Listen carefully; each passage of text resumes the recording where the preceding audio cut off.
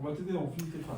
Ce soir, nous allons parler de sujets comme d'habitude, un petit peu d'actualité et de sujets vraiment très très intéressants qui est censé nous parler à chacun, à tout à chacun. On démarre un nouveau livre. Livre Shemot. Une nouvelle page s'ouvre. Une nouvelle page s'écrit. Et ce qui est intéressant, et ce qu'on pourrait dire est marrant, c'est qu'on voit qu'en parallèle, lorsqu'on regarde les actualités, des merveilleuses nouvelles se profilent, sont prévues. C'est incroyable. On remarque que peut-être il y aurait un lien quelque part entre cette nouveauté. On démarre un nouveau livre et finalement, les nouvelles, l'actualité, les Khatoufim, les otages vont peut-être, apparemment, être libérés très très prochainement. Déjà depuis demain. Que rien, on sait que rien n'est arbitraire, rien n'est mécrit. Chaque chose a sa raison d'être. On va peut-être essayer de réfléchir. Est-ce que c'est bien? Est-ce que c'est fondamentalement bien évidemment qu'ils sortent, qu'ils soient libérés, c'est le bien. Mais que la société israélienne paye un tel tribut, un tel prix pour obtenir ces Khatoufim, nos frères, est-ce que c'est quelque chose, aux yeux de la Torah, on ne va pas parler finalement le pan, l'aspect ilchatim, on va dire, a priori, d'après la Lacha, d'après le Chumash, d'après la Torah, est-ce que c'est quelque chose de bien ou pas? Et n'oublions pas, et ça c'est un mais avec un grand M, mais n'oublions pas que nous sommes en réalité chacun des otages. Chaque personne du clan Israël est un otage. De quoi bien évidemment? De la galoute, de l'exil. Qui peut se dire je suis tranquille, je me sens libre? Moral Verabota, jusqu'à la rédemption finale, on sera et nous resterons des otages. Que nous soyons en Eretz Israël ou que nous soyons en Chutz Haaretz, cela ne change strictement rien. Ce sentiment d'insécurité se fait ressentir peu importe où nous nous trouvons dans le globe terrestre. En Israël, on n'est jamais à l'abri. Les pigouïms, les attentats, les actes antisémites. Et la question qu'on va se poser, on attend tous cette Géoula ultime. Mais est-ce que allons-nous tous pouvoir en bénéficier? Ça, c'est ce qui est intéressant. Parce que n'oublions pas que, initialement, la sortie d'Égypte devait être la Géoula finale et ultime. Et on sait très bien que pas tout le clan Israël n'a eu ce mérite de sortir. Donc, qu'est-ce que cela change? Peut-être que, effectivement, il y aura effectivement la Géoula, mais peut-être moi, je ne vais pas être élu. Je ne vais pas obtenir ce privilège de faire partie de ce projet qu'incarne la Géoula. Alors donc la paracha démarre. Vayakom Melech Hadash Bemitzraim, on connaît tous, a été élu, a été érigé un nouveau roi en Égypte, Asher Lo Yadar et Yosef, qui n'avait pas connaissance de Joseph. Et il y a bien évidemment le Kliakar qui se demande, mais comment est-ce possible?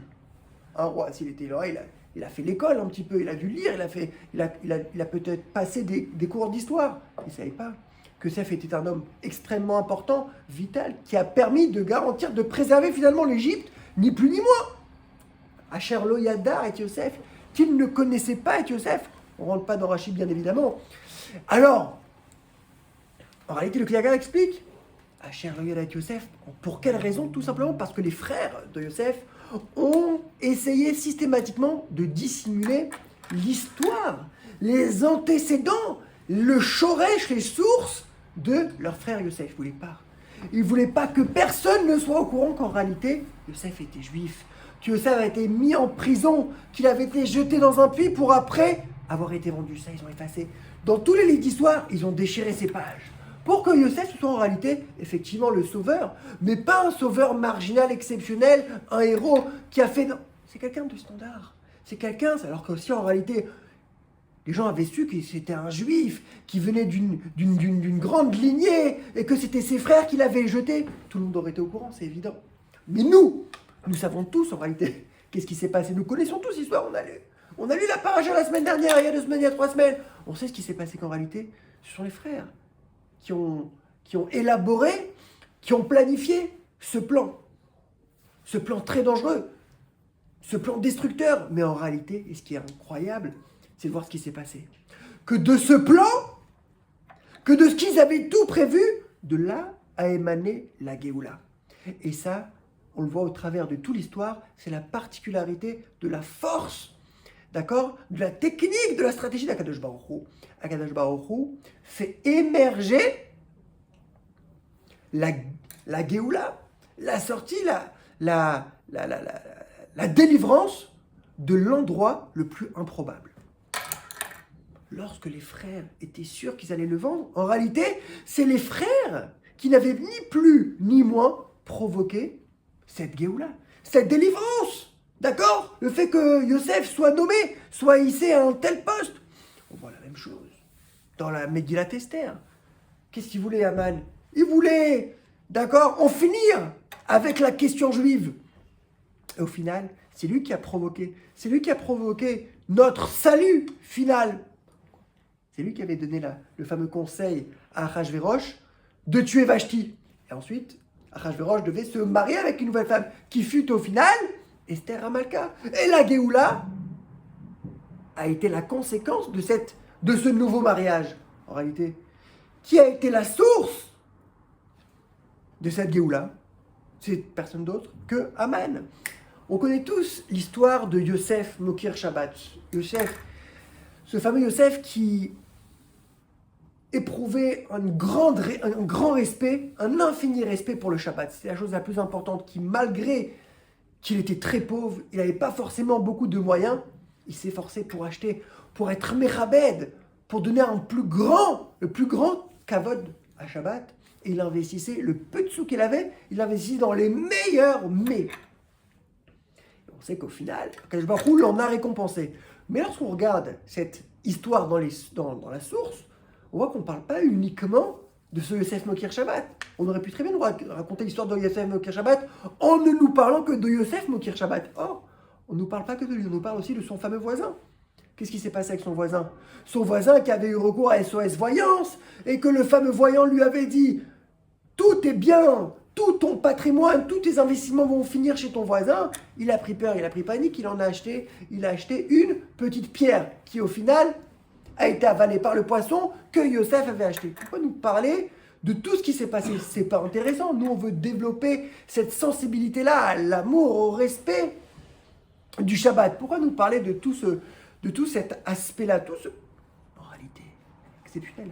Akadosh Baruch Hu veut nous montrer que lorsqu'Akadosh Baruch Hu a programmé quelque chose, Rabot, Marchavot, Belavish, nombreux sont les projets de l'homme. Mais au final, c'est quoi qui va se passer? C'est qu'Akadosh Baruch Hu aura décrété. Et ce qui est puissant, c'est qu'en réalité, tout ce qui a permis d'enrichir, c'est qui a provoqué ça? C'est ce fameux voisin. Akadosh Baruch Hu veut nous montrer, toi, tu veux t'opposer à moi? Tu veux te bagarrer quelque part avec moi? Mais vas-y, viens. Viens au grand jour. On va montrer, on n'a peur de personne. C'est un petit peu comme l'histoire avec Noach, qu'Akadosh Baruch Hu a voulu faire rentrer Noach en pleine journée, Be'itzumo Shalayom, en pleine journée, pour pas que Noach se cache pour pouvoir rentrer dans la Teva. Non, en plein jour. Tout le monde avait la possibilité de s'opposer. Mais qui a réussi à s'opposer? Personne. Pourquoi? Parce que Akadosh Baruch Hu, il n'a pas peur. Et il montre qu'en réalité, la Géoula va arriver de l'endroit exactement de son ennemi. Ça, c'est incroyable, c'est improbable. C'est en réalité, c'est ce voisin qui a provoqué sa perte. Il a voulu se protéger, mais en réalité, il a tout perdu. Et tout ça, Akadosh Baruch Hu passe par son biais. Et il y a une histoire très très amusante, celle du Noram Elimelech, de Rav Elimelech Milijansk, avec son fameux élève Rab Zouché de Anipoli. Ils avaient pour habitude de partir en galoute, donc de s'exiler quelque part, de sortir de leur confort, de leur routine, pour quelque part casser leur corps, casser leur matérialité, pour permettre une élévation spirituelle, une élévation de leur esprit, une élévation de leur âme. Ils avaient besoin justement de recourir à cette modalité-là qui est la galoute. Sortir, on n'est pas connu, on est considéré comme moins que rien. Donc, ils sont rentrés dans une auberge et ils se sont assis. Ils n'avaient pas les moyens pour forcément payer une chambre, donc ils se sont mis par terre. Ils ont commencé à dormir l'un et l'autre, l'un à côté de l'autre. Et là arrive une masse de gens, un groupe, peut-être un groupe touristique, des Russes, ils rentrent, ils étaient tous alcoolisés, ils étaient vraiment dans un sale état, et ils se mettent à danser, à danser, à danser, ils ne s'arrêtent pas. Et vous voyez les deux juifs en train de dormir. Qu'est-ce qu'ils sont en train de faire? Ils dorment. Ils attrapent Reb Zouché, ils le prennent et le forcent à danser avec eux. Ils dansent, ils dansent. Et ils sont comme des fous, comme des malades, ils chantent. Dès qu'ils ne faisaient plus attention, Reb Zouché, vite, il est reparti, il se cachait. Il est reparti redormir. Une deuxième fois, ils l'ont repris, ils ont vu qu'il était sorti, ils l'ont repris et ils l'ont remis dans la danse. Il danse jusqu'à ce qu'il ne fait plus attention. Encore une fois, il esquive et il sort de la ronde. Le Noam Elimelech regarde son élève et lui dit, regarde, je t'envie. C'est des moments comme ça, c'est dur. Là, viens, on va échanger de place. Je vais m'asseoir ici, comme ça la prochaine fois qu'ils prennent, ils me prennent moi. Ils vont me faire souffrir moi. C'est la force. Il faut voir entre parenthèses la grandeur. Nous, on jalouse quoi? Nous, on envie quoi en réalité? On envie les choses matérielles. Alors qu'en réalité, la véritable jalousie, la bonne jalousie qui n'a de prime tarbe chorma, c'est lorsqu'on éprouve une jalousie même profonde sur les qualités, la chorma, la grandeur, les vertus de notre ami. C'est ça qu'on doit véritablement envier. Et c'est ça qu'il envie. Moi aussi, je veux travailler sur mes midotes. Et il change de place. Et là, encore une fois, ils se sont rendus compte que Reb Zouché était parti dormir. Il retourne, il attrape, et là, il y a son ami qui dit, non, lui, on l'a suffisamment embêté. On va prendre cette fois-ci son voisin. Et là, il continue encore une fois, et finalement, il les attrape qui? Reb Zouché. Et il continue, et ils le font danser, il n'en pouvait plus. Et la suite, peu importe. En tous les cas, qu'est-ce qu'on apprend de cette histoire? Qu'est-ce que lui a dit le Noam Elimelech? Mon élève, mon très cher élève, si Akadosh Baruch Hu a décidé que Zoucha danserait, Zoucha dansera. C'est ça. On a peu importe quoi qu'on fasse.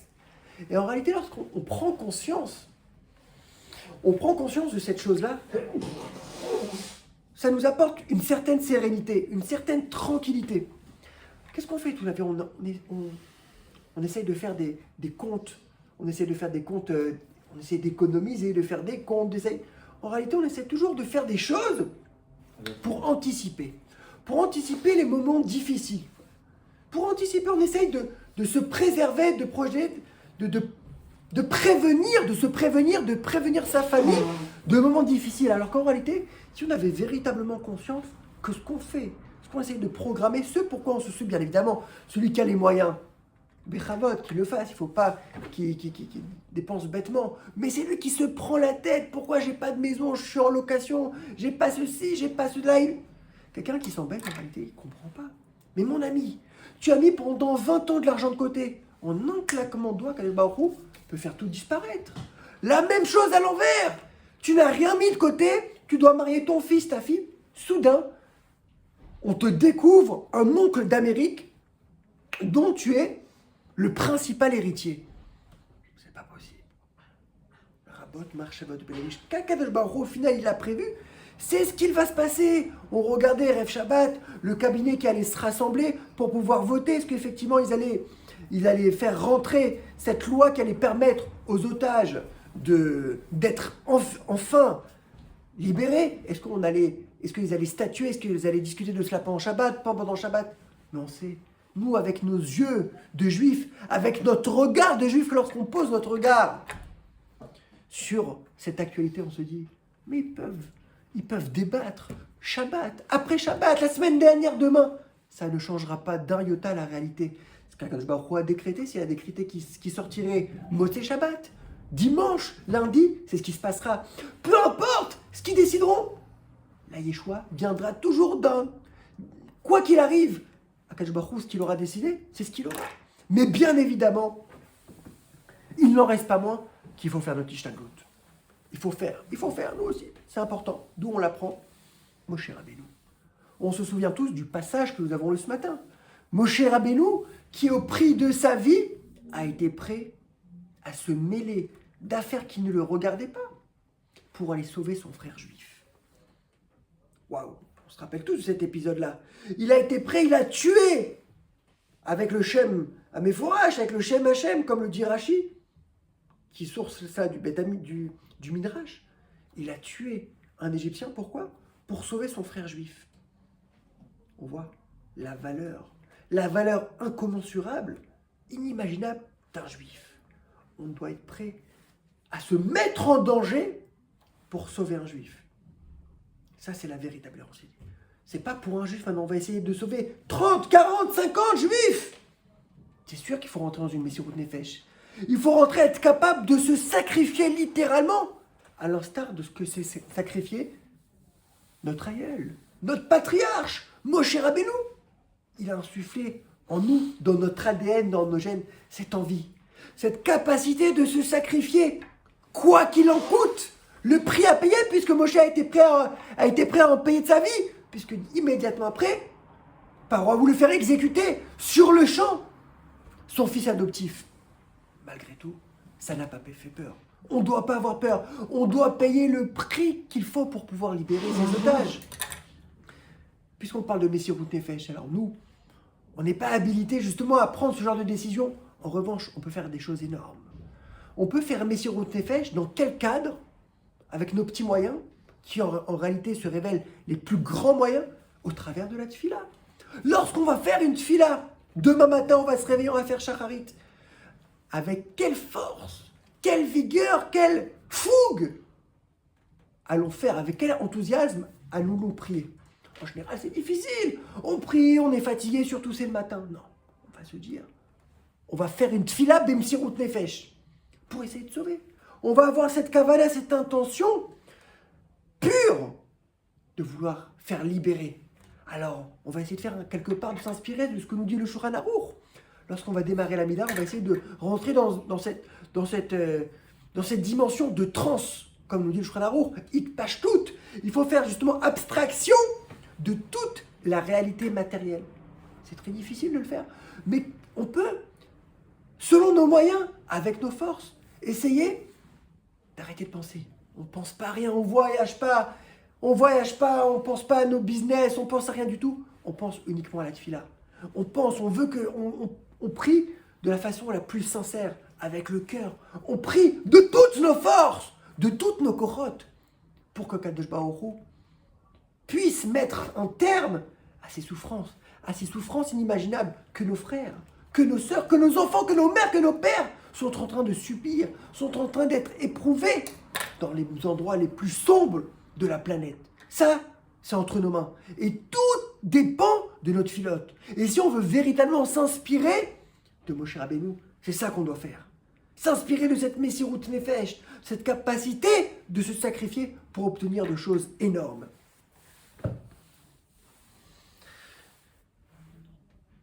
Akadosh Baruch Hu se dévoile donc à Moshe Rabbeinu.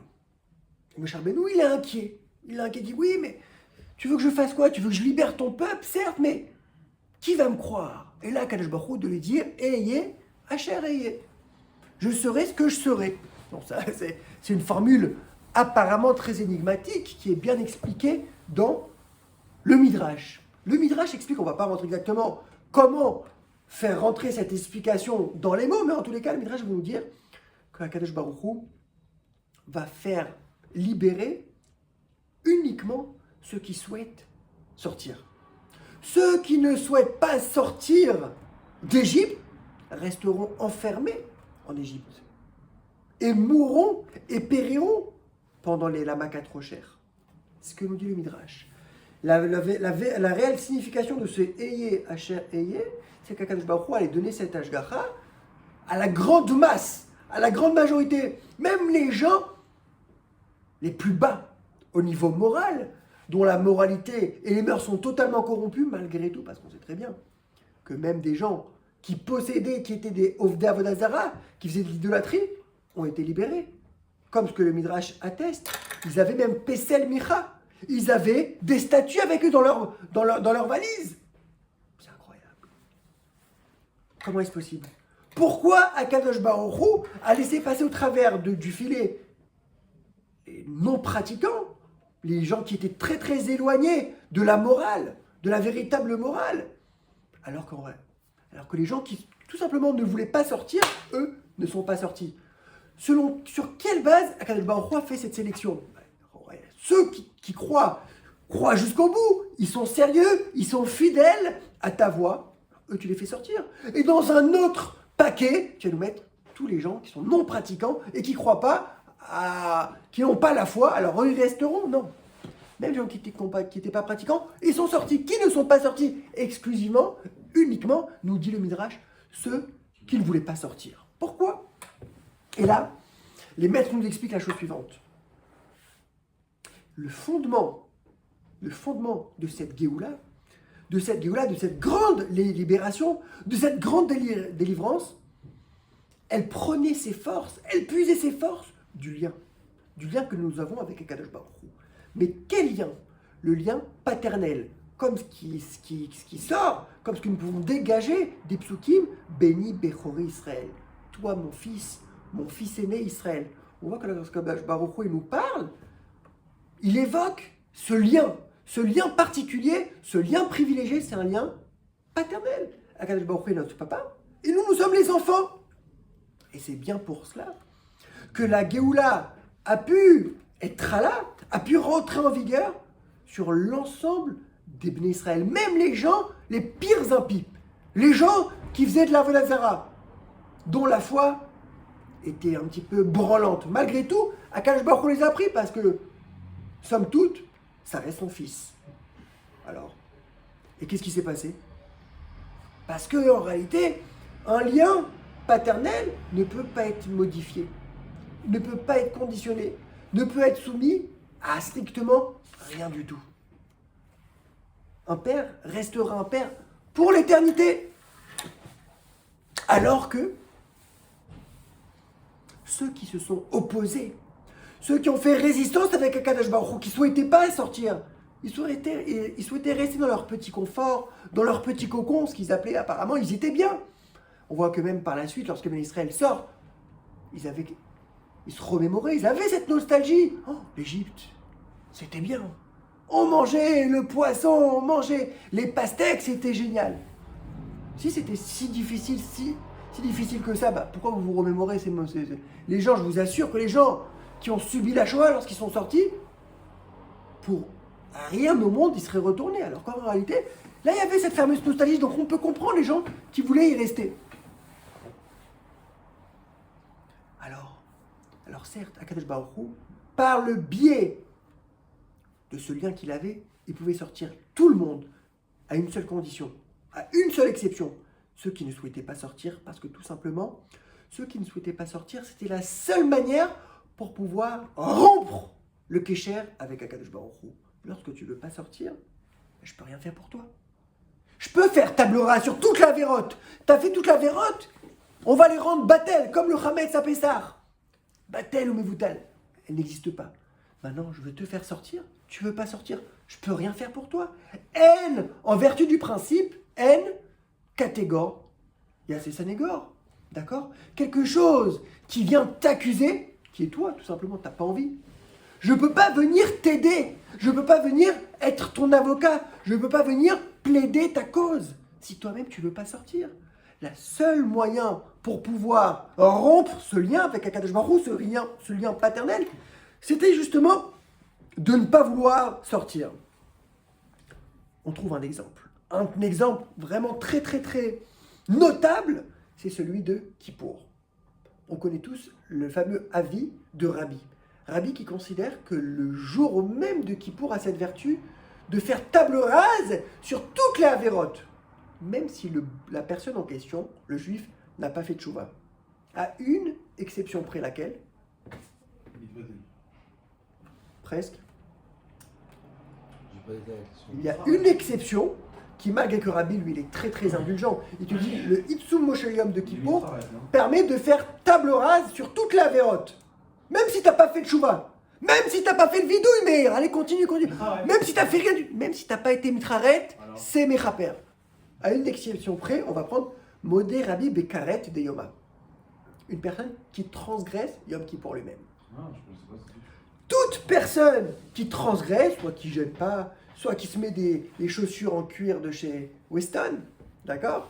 Alors lui, ça ne fonctionnera pas. Pourquoi?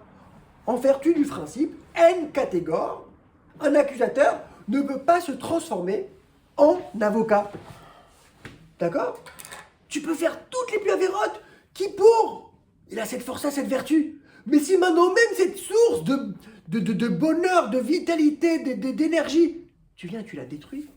En réalité, cette machine quelque part qui est censée te purger de toute ta vérote, tu la débranches. Bah, tu la débranches, ça ne fonctionne plus. Cette machine, elle peut laver tout. Elle peut te laver, tu peux être le plus sale, tu peux être en lambeaux, tu peux être un clochard qui ne s'est jamais lavé. Elle peut tout laver, c'est ce que nous dit Rabbi. Il y a une exception près. Si tu débranches la machine, elle ne fonctionnera plus. Et c'est exactement la même idée. Si tu as débranché ce kécher, malgré que ce kécher, ce lien, d'accord, avec Akadosh Baruch Hu, c'est un lien paternel, c'est une relation de père à fils. Si tu veux pas sortir, je peux rien faire. Même ton père te dire, bah, mon fils, moi je peux te faire sortir. Il faut que tu le veuilles. Maintenant, je peux fermer les yeux sur tout ce que tu as fait comme avérote. Alors tu veux pas sortir. Tu veux rester dans ta misère. Tu veux rester dans ta condition. Je peux rien faire. Je t'aime plus que tout, mais je peux pas te tirer. Je peux pas te tirer. Il n'y a rien à faire. Donc maintenant, d'après cela, concernant la Géoula, notre Géoula, la Géoula que nous attendons tous avec impatience, il faut savoir que la réponse elle est très claire. Dans Yesharia, il y a un passouk qui est clair et net qui nous explique que l'intégralité, que la globalité du clan Israël sortiront. Nous aurons le droit, ça sera pas du tout comme la sortie d'Égypte, on aura tous le droit, comme nous dit le passouk, qu'est-ce qu'il y a le passouk? Comme nous dit le passouk, Ahovdim be'aretz, ashov avidachim be'eretz mitzrayim, et là les Mefarshim expliquent, Rashi notamment qui explique qu'Akadosh Baruch Hu prendra par la main chacun, Veshav Hashem Elokecha, qu'est-ce que nous dit Rashi? Kol echad vechad, orez beyadav mamash ish, telukatu le echad d'Israël. Le Baruch Hu va nous prendre par la main, un par un, et nous faire sortir, que nous le voulions ou non. Incroyable. C'est totalement différent. Qu'est-ce qui s'est passé? Et c'est un peu ce qu'on voit dans la Haggadah. Le rabbi fait un diouk, une déduction exceptionnelle. Qu'est-ce qu'on répond au rachat? Vim lo hayta sham, lo hayta nigal. Là, pourquoi on est en train de nous parler de ce qui s'est passé? Qu'est-ce qu'on veut lui dire? C'est quoi l'idée? Im lo hayta sham uniquement si tu étais là-bas, dans la conjoncture, dans l'environnement égyptien. Mais dans la Géoula finale, dans la Géoula ultime, même toi, même si tu es un rachat, c'est exceptionnel.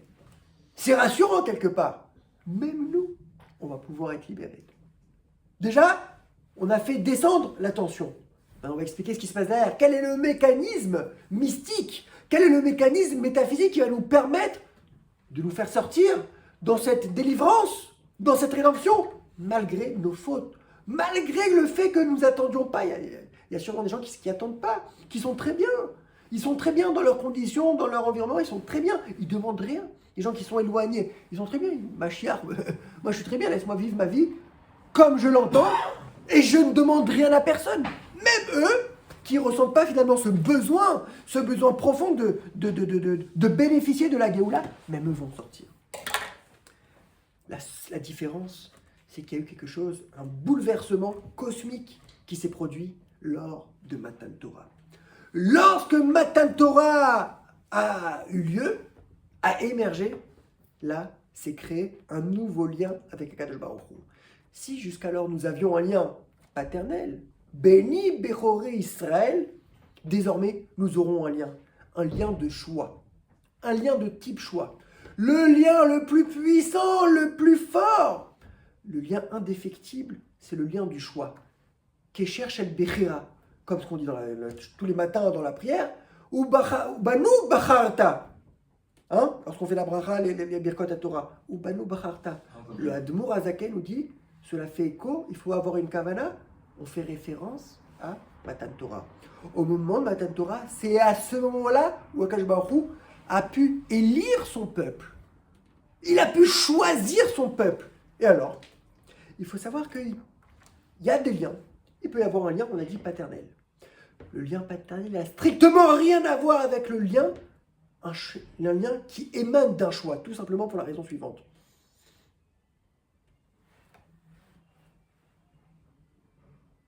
Lorsque je choisis quelque chose, lorsque j'ai choisi quelque chose, c'est quelque chose qui représente, qui vient refléter mon essence. Ma atzmuto, le point le plus profond en moi, qui n'a strictement rien à voir avec le teva, avec la nature. Un lien paternel, c'est la nature qui veut les choses. Un fils, malgré tout, qu'il le veuille ou non, ça restera son père. Il doit aimer son père. À part les cas particuliers, un fils aime son père. Ça fait partie de la nature, c'est comme ça qu'Akadosh Baruch Hu a créé le monde. Il y a quelque chose d'encore plus fort que ce lien paternel. C'est cette capacité que l'homme a de choisir. Lorsqu'on va choisir, on peut choisir quelque chose qui n'est même pas forcément adapté et qui va même à l'encontre de sa propre nature. Par exemple, moi je suis un grand paresseux, j'ai énormément de mal à me lever le matin, notamment pour me lever pour la prière à l'heure et faire le Kriyat Shema à l'heure. Je me fais violence. Pourquoi tu te fais violence? Parce que j'ai choisi d'arriver à l'heure à la tefila. On voit que quelque chose qui est encore plus profond que notre nature, si on croit, c'est une question ontologique, c'est une question philosophique extrêmement brillante, de savoir qu'est-ce qui définit véritablement l'homme. Est-ce que c'est sa nature ou si c'est ses choix? Jusqu'alors, j'aurais pensé, la nature, si tu es paresseux, si tu es quelqu'un en général de jovial, si quelqu'un de pessimiste, c'est ça qui va définir l'être de la personne. Ça, effectivement, ça définit l'être, mais pas l'essence de la personne. L'essence de la personne, ce sont ses choix. Quelqu'un qui va se faire violence pour faire des choix qui sont contre nature, qui ne sont pas instinctifs. Ça, c'est exactement ce que représente l'homme. Lorsqu'un Kadosh Baruch Hu nous a choisis, cela vient transcender toute condition, tout environnement, toute contingence. Il nous a choisis parce qu'il nous a choisis. Le point le plus puissant, le plus profond, c'est ce fameux choix. C'est vraiment très très philosophique comme question. Et puisque Kadosh Baruch Hu nous a finalement choisis, alors, ça change tout. On va passer d'une dimension de service d'un fils à son père. Un fils, lorsqu'il sert son père, en général, c'est de façon naturelle, de façon spontanée, c'est son instinct qui veut la chose suivante. Mais il y a un lien avec Kadosh Baruch Hu qui est encore plus fort, plus puissant. C'est le lien du Eved, de l'esclave, du serviteur qui va venir subordonner littéralement tout son être pour Akadosh Baruch Hu, à tel point que le ratson de son maître va être son propre ratson. Ça, c'est la dimension la plus grande. Pourquoi? Parce que le Eved, c'est pas naturel. C'est quelque chose qu'il a choisi. Lorsqu'on choisit, c'est quelque chose qui est éternel. C'est quelque chose qui transcende toutes les conditions, toutes les contingences. C'est quelque chose qui est fixe et qui rentre dans l'absolu. Et c'est pour ça. Puisque maintenant, désormais, grâce à Matan Torah, on sait que Akadosh Baruch Hu, tu nous as choisis. On doit sauter de joie. On doit sauter de joie. On doit exalter le matin lorsqu'on lit ça. Qu'est-ce que cela vient impliquer? Ubanu Bacharta. Ouais, c'est comme Trump qui vient d'être élu. Non, pas du tout. C'est un lien. C'est un lien privilégié, c'est un lien indéfectible. C'est un lien qui ne pourra jamais être rompu, qui a été scellé entre nous et Akadosh Baruch Hu. Et ça, un juif, peu importe, un juif quel qu'il soit, n'a pas cette capacité de pouvoir s'y opposer. Donc le juif, aussi loin qu'il puisse être, il ne peut pas. Tu fais partie, t'es juif, t'as la Brit Mila, tu fais partie du clan d'Israël, c'est inhérent à toi. En réalité, depuis Matan Torah, Akadosh Baruch Hu a été matubia à l'intérieur même de l'être, cette envie. Cette envie, qui on est véritablement, qui est né. On fait partie, on a une parcelle divine à l'intérieur de chacun d'entre nous. Qu'est-ce que cela vient impliquer? Qu'en réalité, ce qu'on veut au plus profond de nous, c'est ce qu'Akadosh Baruch Hu veut. Et Akadosh Baruch Hu, qu'est-ce qu'il souhaite? C'est la Géoula. C'est la Géoula absolue, c'est la Géoula ultime, la Géoula définitive, dont chaque Ben Israël, chacun de notre merveilleux peuple, aura la grande chance de pouvoir bénéficier de très bonnes nouvelles.